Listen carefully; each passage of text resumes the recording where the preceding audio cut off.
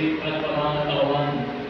Hindi namin losyon, bubuhat at mahamin, magpakailanman. Amen.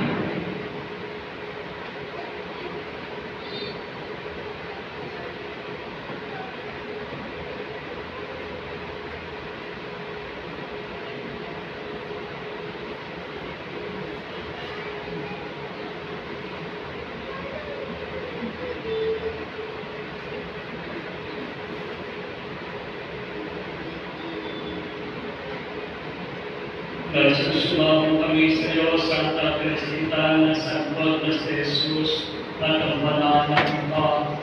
Tayo nagugling buhay sa lipas, nagpapuso din palagi ang palawan ng ating Ama sa langit.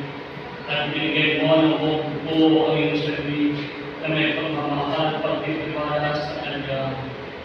Sa iyong kalamalan